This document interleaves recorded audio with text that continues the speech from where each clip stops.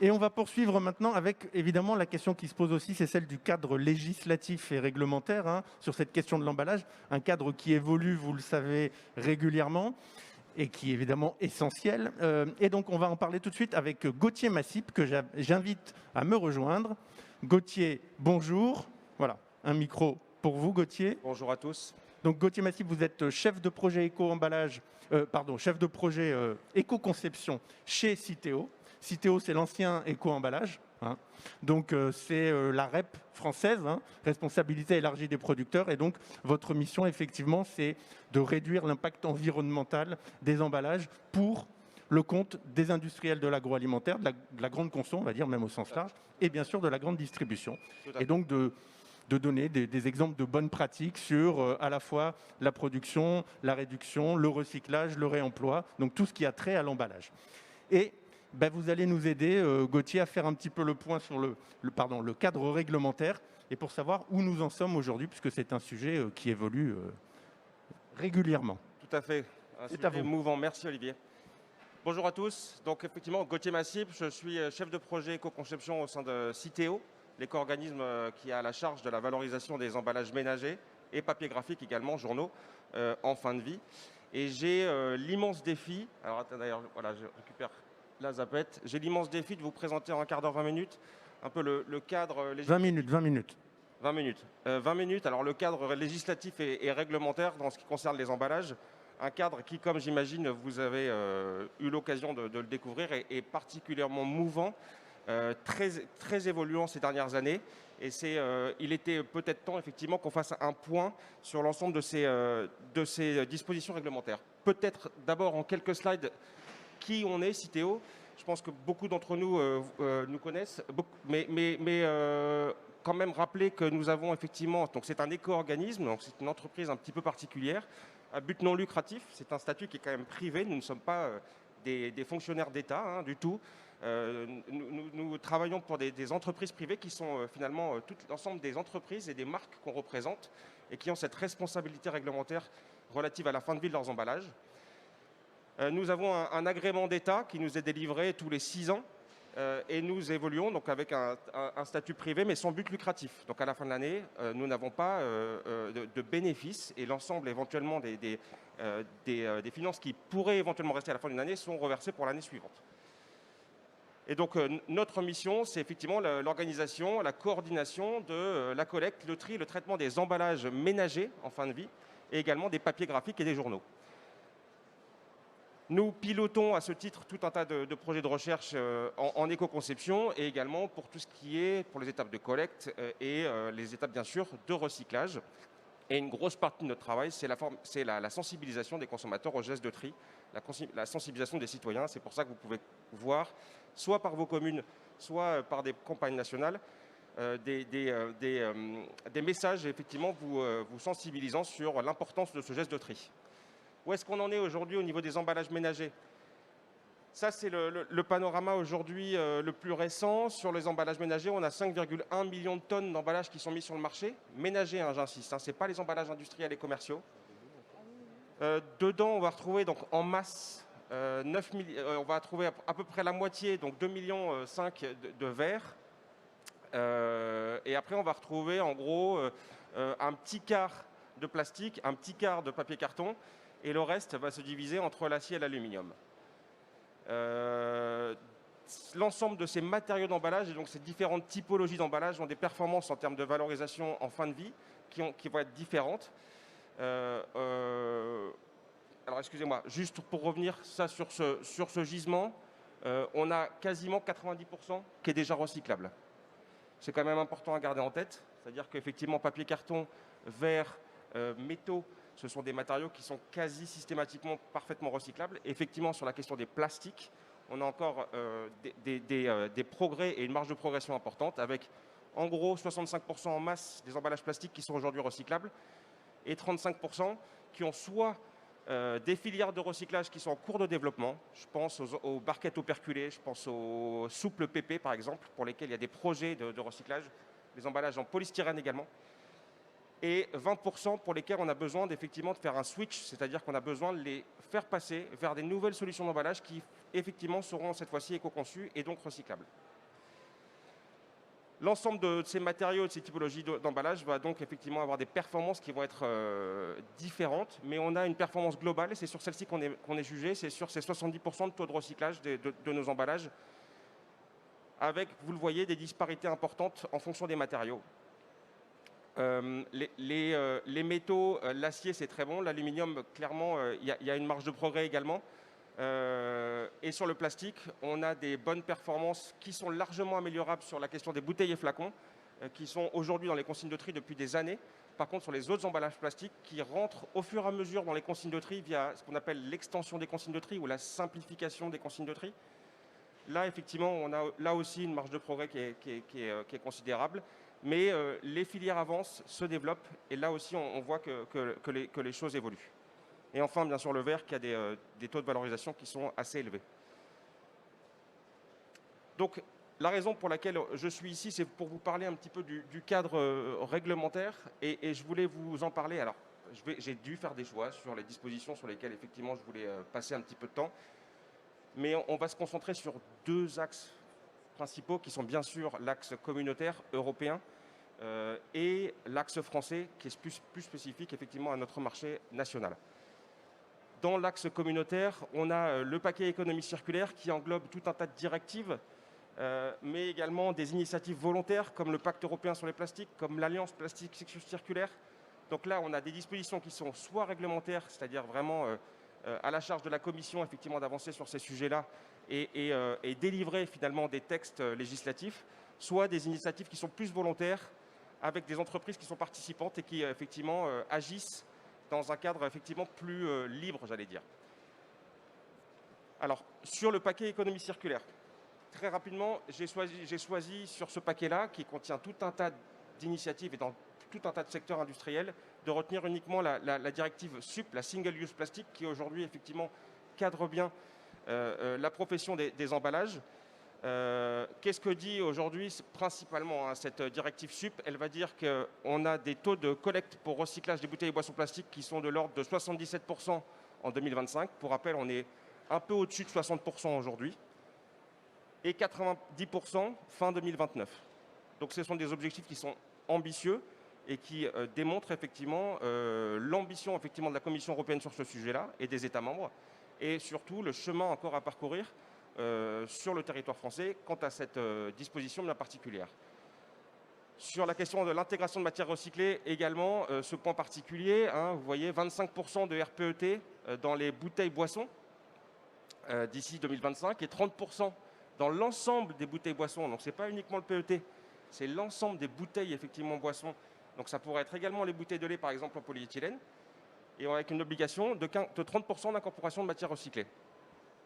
Donc là, il y a des bouleversements qui sont majeurs par rapport à ça. C'est une question qui, jusqu'à présent, n'était pas contrainte du point de vue légal. Et donc, ça veut dire aussi, sur cette question de l'incorporation de matières recyclées, ça veut dire mettre en place des méthodologies, mettre en place du monitoring, comment on contrôle, comment on suit, effectivement, l'ensemble de ces engagements. Le bouchon solidaire sur les emballages boissons et des objectifs par matériaux sur lesquels je vais revenir très rapidement en 2025 et 2030, qui fixent aussi un peu l'ambition de valorisation matière que l'Union européenne se fixe sur les différents matériaux d'emballage. Donc cette directive SUP, je vous ai abordé quelques points déjà rapidement, mais il y a effectivement tout un tas de dispositions qui portent sur l'éco-conception, la réduction, l'interdiction de produits en plastique. Donc une directive, pour rappel, c'est un cadre qui est donné par l'Europe, et après derrière, ce sont des règlements nationaux qui doivent être transposés. Donc ce n'est pas un règlement européen, là c'est une directive, et après charge aux États membres de transposer dans leur législation nationale pour faire en sorte qu'effectivement l'ensemble de ces dispositions apparaissent bien dans leurs règlements nationaux. Sur cette question de la directive SUP, on a notamment le point particulier de c'est quoi un plastique? Qu'est-ce qu'un emballage plastique? Parce qu'à partir du moment où on parle de la SUP, Single Use Plastic, on parle d'un emballage plastique, et qu'est-ce qu'on appelle un emballage plastique? Jusqu'à présent, ce terme-là n'était pas bien défini dans la réglementation.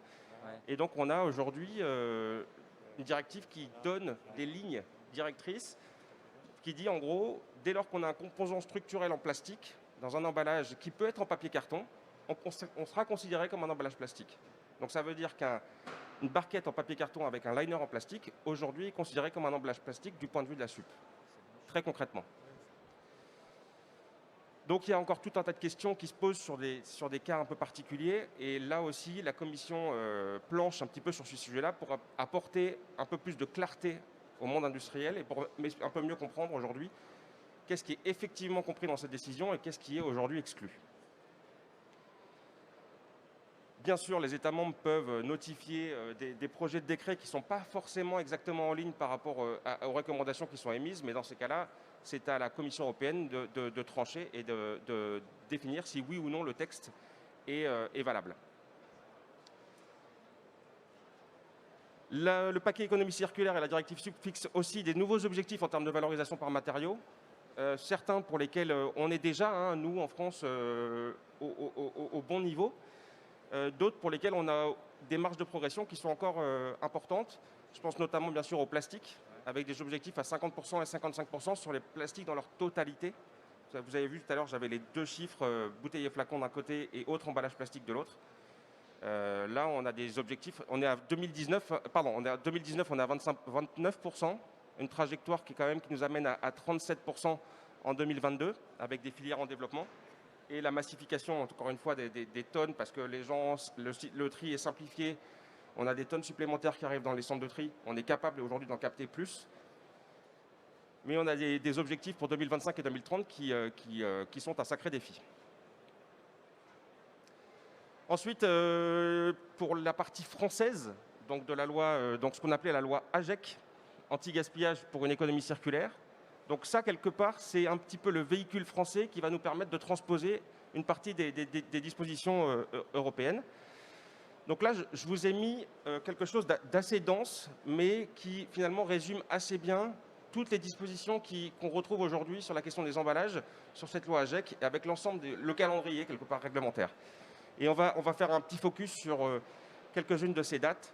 Vous voyez, on a mis une légende, en vert, ce sont des obligations, en rouge, des interdictions, et en bleu, des objectifs qui sont fixés. Alors, 2020, des choses qu'on a déjà vues, la réduction, dans les objectifs de réduction des emballages et des produits plastiques, on a la fin des gobelets et des verres en plastique. Donc ça, c'est des choses qui sont déjà effectivement mises en place. Ensuite, 2021, on a vu également qui ont été votées les nouvelles consignes de tri. Il y a également la question du point vert qui n'est pas encore tranché. Ça fait partie de l'information consommateur. Pour ceux qui suivent un petit peu, le point vert devait être supprimé, mais il y a un recours au Conseil d'État. Donc on est dans l'attente effectivement d'une décision du Conseil d'État pour savoir qu'est-ce qu'il en est de ce point vert sur les emballages en termes de marquage. Par contre, les nouvelles consignes de tri sont d'ores et déjà disponibles pour l'ensemble des marques. Je vous invite pour les fabricants d'emballage, si vous n'avez pas encore l'ensemble de ces informations graphiques sur les nouvelles consignes de tri, de contacter vos clients metteurs sur le marché et eux pourront vous donner l'ensemble de ces documents graphiques, etc. L'extension des consignes de tri qui doit se déployer sur l'ensemble du territoire et également la mise en place aussi à des échelles de temps différentes sur le tri des biodéchets également. L'information consommateur, donc là on voit également encore une fois en 2022 l'obligation du logo Triman. Les mentions biodégradables et compostables qui sont bien encadrées également. Donc on ne peut pas dire d'un emballage qu'il est compostable s'il est compostable industriellement. Ça c'est important aujourd'hui et ça permet aux consommateurs d'y voir un peu plus clair. En termes d'éco-conception, peut-être je reviens rapidement sur cette disposition également au 1er janvier sur les fruits et légumes frais. Alors là, j'ai mis quelque chose de très synthétique. Là également, il y a des exceptions, il y a des détails, des précisions qui sont données sur cette application du texte de loi. Mais en gros, ce qu'il faut retenir, c'est dès que vous avez des fruits et légumes conditionnés par l'eau de moins de 1,5 kg, désormais, effectivement, les emballages plastiques sont interdits. Alors, encore une fois, avec les exceptions auxquelles il faut se référer. Et on continue un petit peu dans le calendrier. On voit des objectifs sur le réemploi qui sont de plus en plus importants. Vous voyez, 5% d'emballages réemployés mis en marché dès 2023, excusez-moi, et on monte à 10% en 2027. Donc là, on voit qu'on est croissant et qu'on a un démarrage qui est quand même assez rapide sur cette question effectivement du réemploi dans les emballages ménagers. j'ai remis les objectifs dont je vous ai déjà parlé et qui étaient effectivement dans la directive SUP, hein, et on voit qu'ils ont été transposés sur la directive française, sur le règlement français. 90% de collecte des bouteilles en plastique pour boissons en 2029. Et ce qu'il faut retenir aussi, c'est 2030, tous les emballages ont une filière de recyclage. Donc on ne pourra pas mettre sur le marché dès 2030 des emballages, et ça sera contraignant, qui n'ont pas de filière de recyclage pérenne. Donc ça veut dire qu'ils doivent être effectivement avec la bonne consigne de tri, qu'ils doivent être collectés, qu'ils doivent être bien captés en centre de tri, qu'ils doivent effectivement être recyclés dans une filière de recyclage, et derrière pouvoir effectivement démontrer que la matière recyclée a bien des débouchés. Voilà, c'est ça que ça veut dire quelque part, avoir une filière de recyclage. C'est démontrer qu'on est capable derrière de valoriser cette matière et de l'utiliser dans une nouvelle application. Et qu'il y a un marché pour ça quelque part. Donc ça, c'est 2030. Donc c'est quand même des échanges qui sont assez proches et avec aujourd'hui des défis et des challenges qui sont assez importants. Pour vous dire, et je vous ai mis sur la droite, on a le... pardon, je suis revenu, excusez-moi.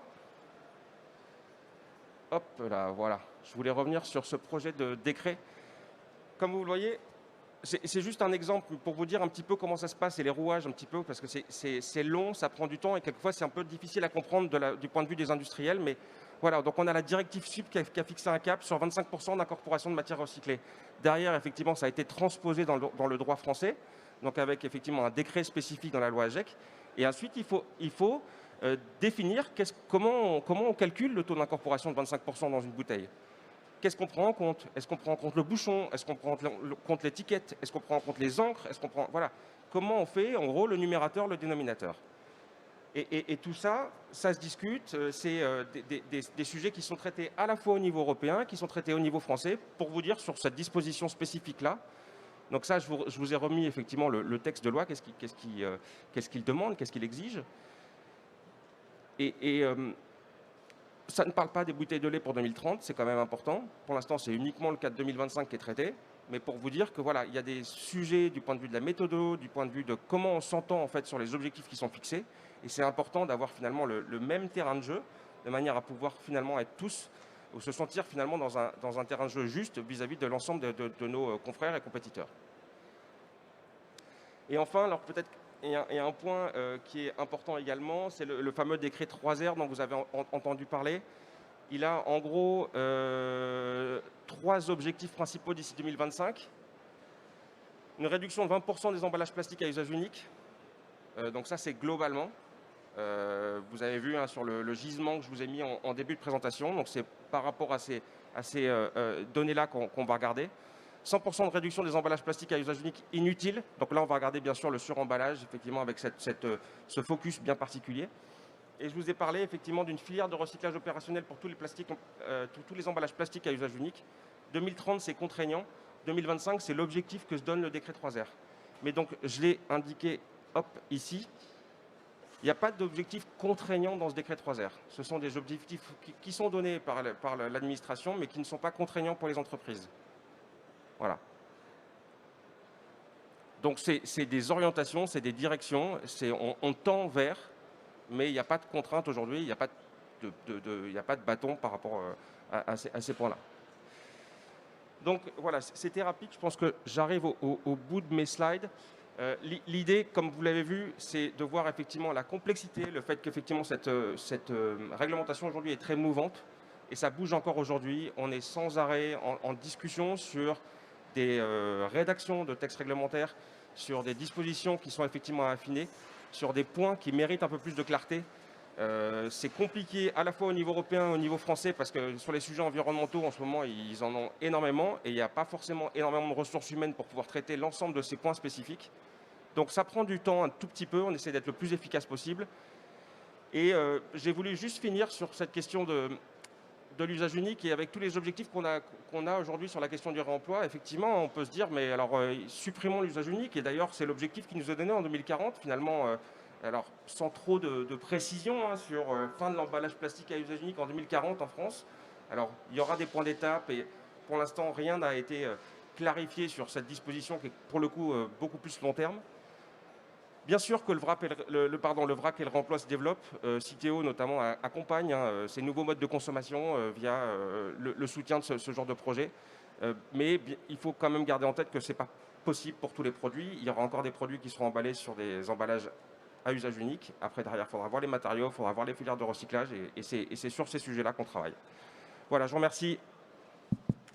Merci beaucoup, Gauthier. Merci beaucoup. Donc, encore aussi, merci d'avoir respecté le timing, impeccable. Donc, effectivement, pas mal de choses, hein. On l'a vu, des échéances très, très claires, hein, au niveau législatif, avec déjà 1er janvier 2022, vous l'avez dit, hein, tout à l'heure, déjà suppression des suremballages plastiques, en tout cas dans les rayons fruits et légumes, à quelques exceptions près, les fruits C'est pratiques. vraiment l'emballage plastique en tant que tel, hein, c'est Ouais. pas, même pas le suremballage. Là, il juste. faut trouver un nouveau matériau pour emballer ces fruits et légumes de moins de 1,5 kg. Voilà. Et pas les fruits et légumes fragiles, les fruits rouges, Voilà, etc. c'est pour ça que je disais, il y a endroits, des exceptions, voilà. et je vous invite à aller regarder le texte en détail. Mais effectivement, une échéance quand même très claire. Tout à fait. Et puis, vous l'avez dit, hein, 2030, voilà, il y a un calendrier comme ça qui se dessine, très précis. Alors effectivement, vous l'avez dit aussi, hein, législation européenne, bien sûr, législation déclinaison française avec la loi AGEC, la loi climat et résilience aussi. Alors, j'en ai pas parlé, mais Voilà. j'aurais pu en parler. On va en parler au cours de la matinée et demain aussi, puisqu'on a aussi une journée demain consacrée aux assises nationales du réemploi. Donc évidemment, ce sera une déclinaison de ce qu'on va dire ce matin. Et on va parler évidemment de tous ces sujets. Alors, avez-vous des questions pour Gauthier? Oui, madame. Alors, hop, attendez, je vous apporte un micro. Voilà, allez-y. Oui, bonjour, merci pour votre exposé. Vous avez dit que certaines filières étaient en cours de construction. Vous évaluez à quel temps pour qu'elles arrivent à être opérationnelles? C'est une boule de cristal. Bien sûr. C'était la question. Alors, l'idée des filières en développement, c'est qu'on a quand même une vue à court, moyen terme de leur possibilité effectivement de se pérenniser. Donc, ce n'est pas juste sur la paillasse où on est capable de le faire et on se dit ouais, ça doit être possible industriellement. La question du recyclage des emballages souples en PP, par exemple, est un sujet. On sait qu'on est capable de le faire. Après, derrière, c'est une question de gisement, de volume de déchets effectivement qui sera disponible et de la capacité des entreprises et des opérateurs de recyclage à investir sur des technologies et en gros des machines qui vont être capables effectivement de recycler ces matières-là. Dès lors qu'on aura les volumes et les acteurs sur le sujet, on sera capable effectivement d'avancer. Nous, notre rôle à nous chez Citeo, c'est effectivement de mobiliser et c'est cette capacité qu'on a d'attraction des acteurs parce qu'on est finalement au cœur de cet écosystème-là. Et on essaye justement d'apporter les volumes, de réunir les acteurs et de faire en sorte que ces filières puissent démarrer le plus vite possible. Après, derrière, vous donner un calendrier exact, c'est compliqué. C'est le cas pareil sur les barquettes operculées. On a aujourd'hui beaucoup de sujets sur les barquettes et on veut avancer avec les acteurs du recyclage. On travaille beaucoup aussi sur la question de l'éco-conception. Quelle compatibilité entre l'opercule et la barquette pour derrière faciliter l'opération de recyclage et rendre ces filières aussi pérennes. Et le polystyrène, je finis par ça, le polystyrène, où on voit tout un tas aujourd'hui de projets innovants qui voient le jour, soit sur du recyclage mécanique, soit sur des procédés de recyclage plus innovants, type dépolymérisation ou pyrolyse vapocraquage. Et là, on voit des choses très court terme, 2023, avec des filières qui seront en place et qui seront désormais capables de traiter nos déchets d'emballage français. Oui, il y a un vrai débat autour du polystyrène, notamment avec le circuit RHF. Les professionnels de la restauration, les copropriétés se plaignent dans les immeubles que les restaurateurs qui sont au bas de l'immeuble encombrent les poubelles avec le polystyrène, notamment produit de la mer. Ce n'est pas des emballages ménagers, ce sont des emballages issus de la restauration. Professionnels, alors, vous avez raison. Enfin, il y a un vrai débat autour de ça. Bien sûr. Et ceux-ci rentreront finalement dans le gisement potentiel pour la future filière de recyclage du polystyrène. Et donc, bien sûr, tout ça est à prendre en compte. Et c'est toute cette question aujourd'hui qu'on est en train d'essayer de traiter. Ouais. Oui, parce qu'il y a un problème autour, vous l'avez mentionné à travers les chiffres au début, de collecte sur un certain nombre de gisements d'emballage où effectivement il y a encore des progrès à faire. Vous avez parlé pour les plastiques notamment. Même le verre, on est pas mal, 83% de mémoire. On peut faire encore un petit peu mieux. Donc justement, sur la collecte, là aussi, je pense qu'il y a des efforts importants à faire. Sur les bouteilles boissons, on est à 6 sur 10, 60%. Oui, ce qui est très mauvais. C'est uniquement dû à des déficits de collecte. Les recycleurs de PET aujourd'hui demandent que ça. Ils veulent des bouteilles recyclées. Le problème, c'est qu'il faut réussir à convaincre les gens et à faire en sorte que ce tri devienne systématique. Tri devienne systématique pour tous les gens. Aujourd'hui, on a un Français sur deux qui est un trieur systématique. Il faut qu'on fasse grimper ce chiffre-là. Voilà. Et puis il y a eu apparemment un reportage récemment de Élise Lucet qui a fait pas mal jaser sur la destination des matériaux recyclés. Bon, alors, y a-t-il une dernière question peut-être pour Gauthier? avant qu'on passe à la suite, parce que vous allez le voir, c'est l'objet de cette matinée. On va évidemment vous dire ce que c'est qu'un juste emballage dans 5 minutes. Puis après, il y aura 2 tables rondes. Une table ronde sur la manière pour un industriel de se lancer justement dans le juste emballage, dans l'éco-conception. Et puis une dernière table ronde avec des industriels qui vous montreront que, ils ont déjà pris le taureau par les cornes, si j'ose dire, et qui sont déjà investis dans le juste emballage et qui font concrètement des choses. Alors, je repose ma question. Une dernière question peut-être pour Gauthier. Oui? Non? Non? Bon. Gauthier, super. Merci, c'était très clair. Merci pour votre intervention. Et puis, à très vite. On peut l'applaudir absolument.